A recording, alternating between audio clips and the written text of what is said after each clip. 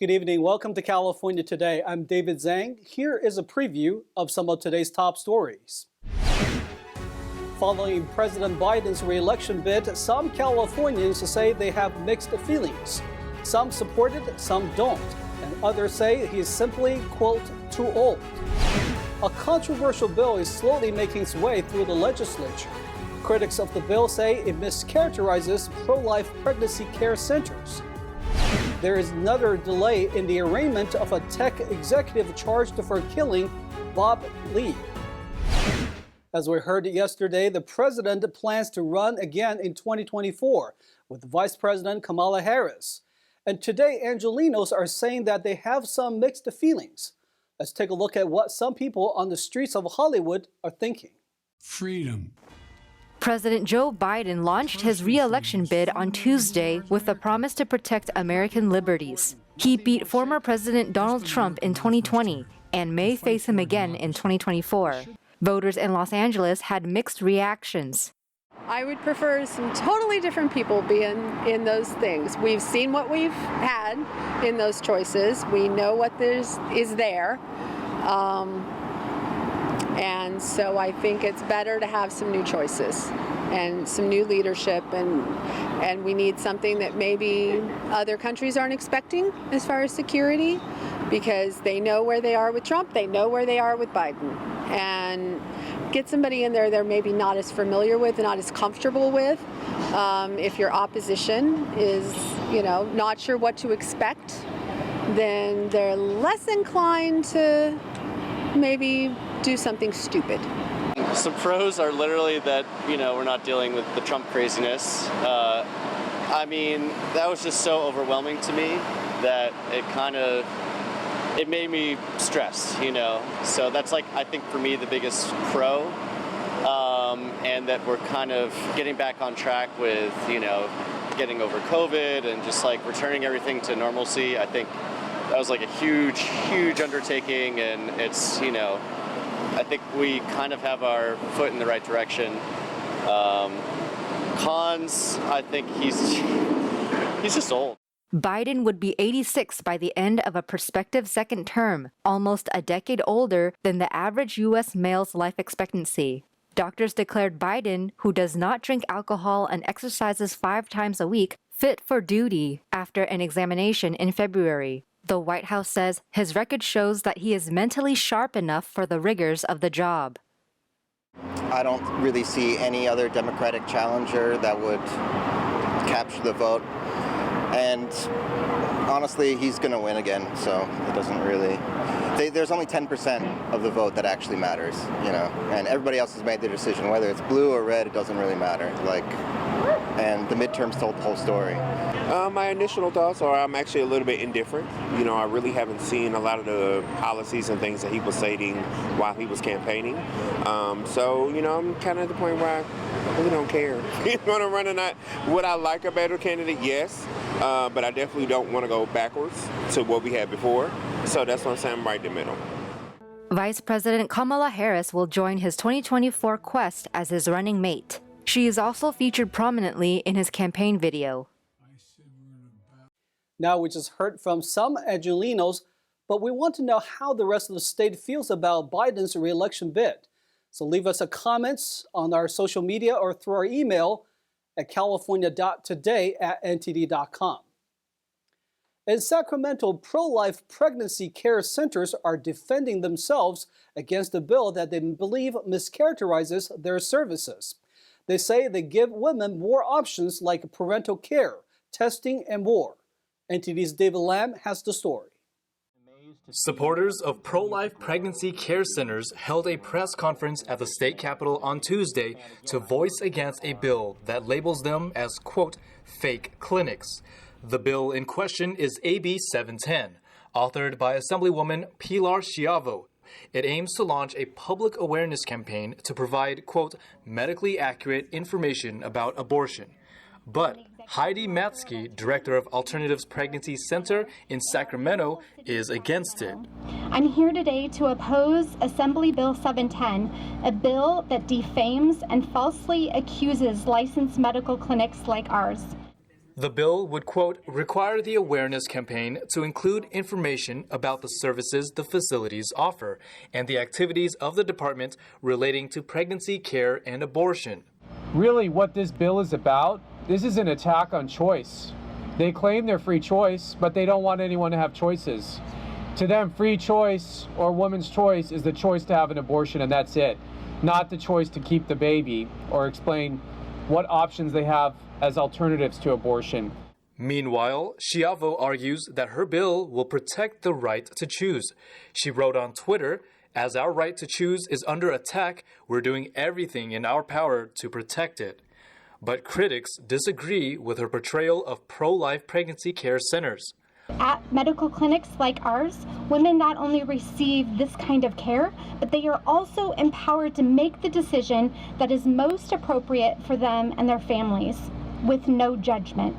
Alternatives Pregnancy Center services include pregnancy tests, ultrasounds, prenatal care, abortion pill reversal services, post-abortive care, and more.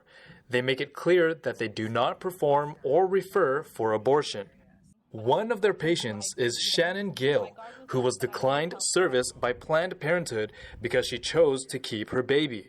She found Alternatives Pregnancy Center nearby. Medical professionals served me and my husband with smiling faces and kind hearts. Even though I only needed a simple pregnancy test, I got so much more. They prayed with us, gave us gifts, scheduled my next prenatal checkup, and even squeezed me in for an ultrasound with one of their nurse practitioners. That was the first time I had seen our baby on ultrasound, and I was in awe. When I went to Planned Parenthood, the only option I was given was abortion. Not once did they speak with me about continuing my pregnancy and providing prenatal care and support or other resources.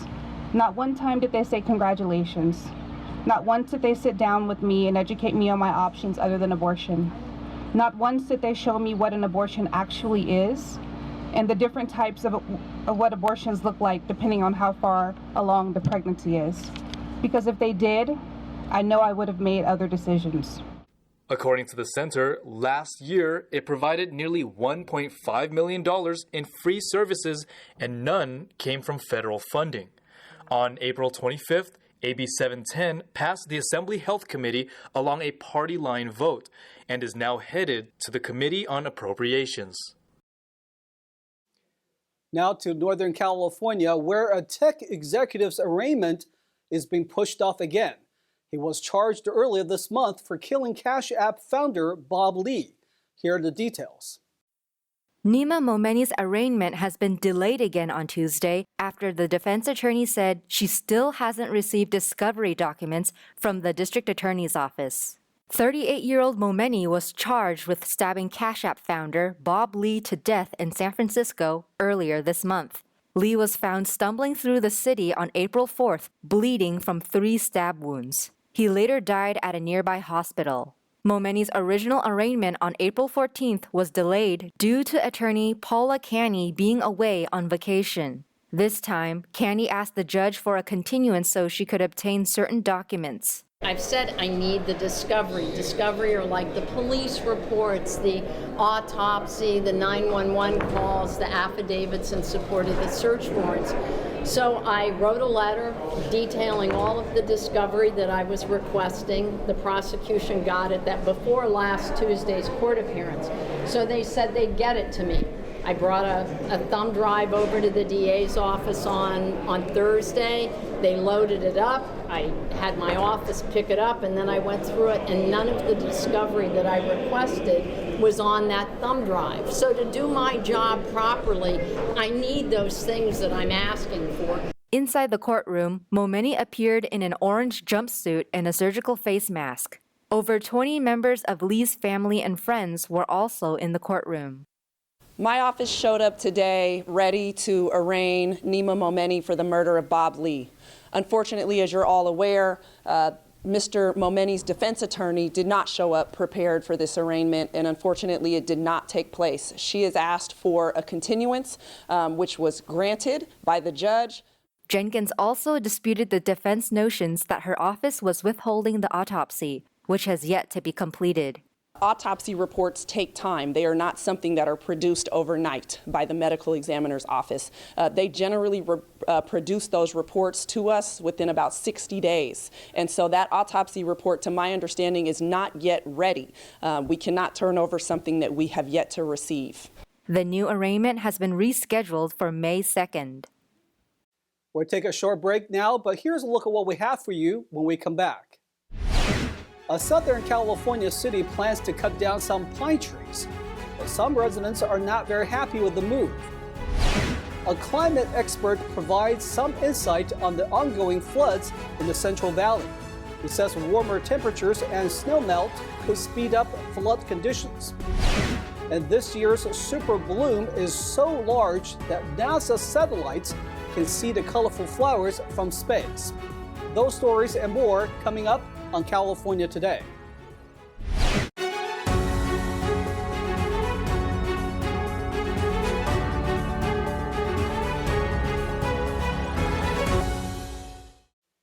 Welcome back to California Today. I'm your host, David Zhang.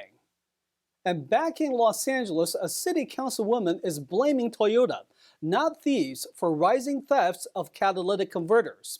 She says Toyota has made the car part too tempting for thieves to resist. The Los Angeles City Council made a law intended to deter thieves from robbing the highly stolen car part. Afterwards, Councilwoman Lethea Rahman said during a town hall that Toyota is largely responsible for the thefts. Toyota's Priuses are the most common vehicles targeted by thieves in the area. She says that Toyota has the responsibility to make the part harder to steal, to save costs to consumers. Toyota responded that minimizing theft requires close collaboration between the broader automobile industry and local and state authorities to eliminate the market for stolen parts. A councilman says Los Angeles experienced an over 700% surge in the theft of catalytic converter components. And a State Farm study shows California has the highest incidence of catalytic converter thefts in the country.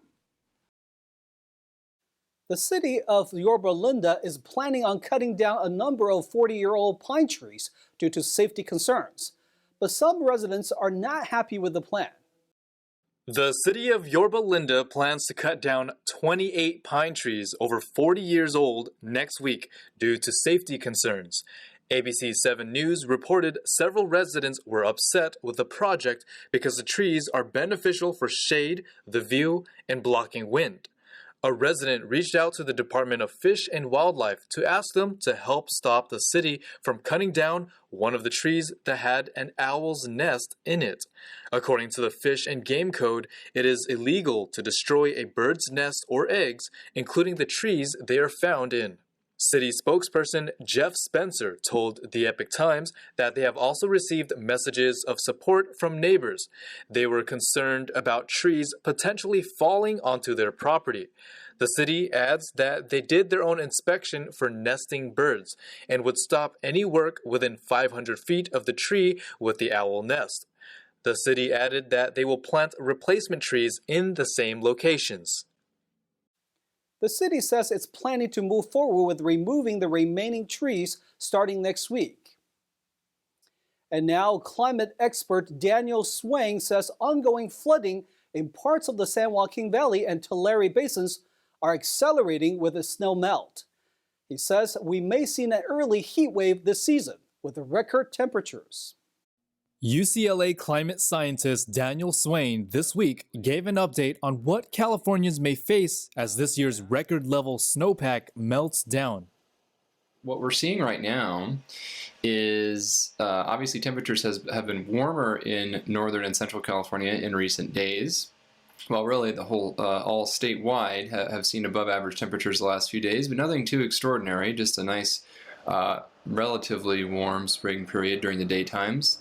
That is expected to get a lot warmer, especially inland this week. There could even be some local record daily high maximum temperatures, and perhaps more importantly, from a snowmelt perspective, record daily low minima, record warm daily low minima, meaning that temperatures at night might be record warm later this week in some of the places where we're most concerned about snowmelt, so in those middle elevations of the Sierra Nevada. As dramatic as the images of the Corcoran Sea, as some have nicknamed it, in the Tulare Lake Basin have been, all of these wide shots of thousands and thousands of acres of water, at least several feet deep, that's going to get more widespread and deeper and threaten probably more populated areas in the weeks to come. Governor Gavin Newsom and state officials also visited Tulare Basin, surveying the area. Where we're standing, this is history, and its history is being remade in Mother Nature's image. On the topic of fortifying levees, the governor said there are multiple jurisdictions and they are assessing how to do so.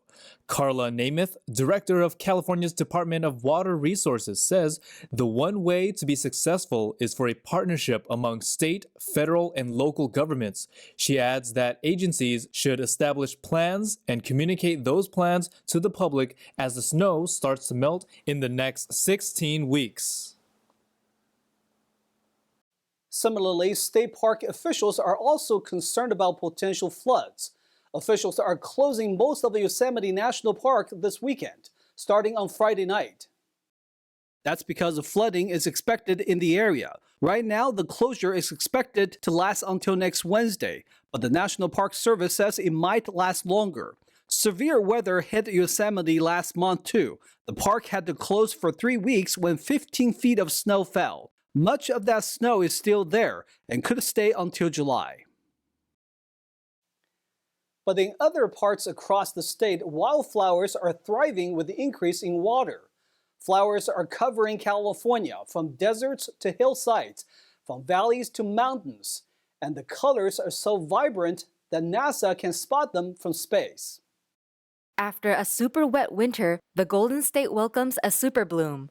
NASA recently released satellite images from their operational Land Imager 2, showing vibrant hues of purple and yellow in the Carrizo Plain National Monument visible from outer space.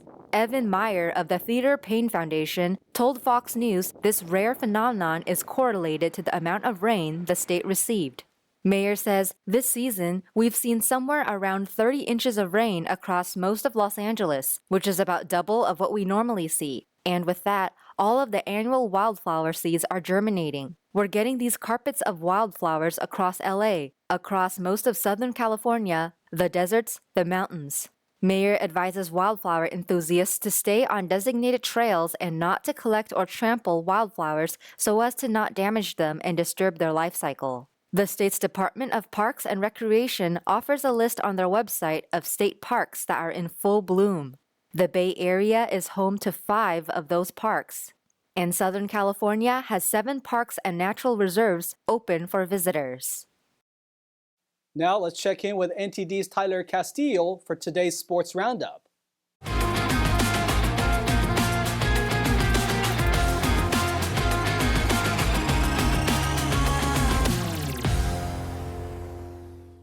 Let's dive into the California Today Sports Roundup. I'm Tyler Castillo. Devin Booker scored 47 points as Phoenix roared back from a double-digit second-half deficit against visiting Los Angeles and advanced to the Western Conference semifinals. Kevin Durant scored 31 points, and DeAndre Ayton added 21 points for the Suns, who recovered from a Game 1 defeat to roll through the remainder of the series. Norman Powell scored 27 points, Mason Plumlee had 20, and Ivica Zubac added 16 points for the shorthanded Clippers, who played without Paul George the entire series and lost Kawhi Leonard following Game 2. Phoenix is set to face the number 1 seeded Denver Nuggets in the second round, which starts Saturday in Denver. Suns 136, Clippers 130. Nick Bjugstad posted his first career 2-goal playoff game, paced Edmonton to a victory over visiting LA. Evander Kane, Leon Draisaitl, Brett Kulak, and Zach Hyman also scored for the Oilers, who held a 3-2 lead in the best-of-7 series. Edmonton goalie Stuart Skinner made 25 saves. Adrian Kempe collected 1 goal and 1 assist for the Kings. Alex Iafalo and Quentin Byfield also scored for the Kings. Jonas Korpisalo surrendered 4 goals on 19 shots before being pulled. Phoenix Copley came in and stopped 6 of 8 shots in relief. The Oilers are now 1 win away from claiming their Western Conference first-round playoff series. Oilers 6, Kings 3. Chris Taylor's 3-run homer in the 8th capped a 5-run comeback as Los Angeles ended host Pittsburgh's winning streak at 7. Michael Vargas added a 2-run double, and Michael Busch had a hit and an RBI in his Major League debut for the Dodgers, who have now won 3 straight games. Los Angeles starter Noah Syndergaard allowed 7 runs and 9 hits in 4 innings.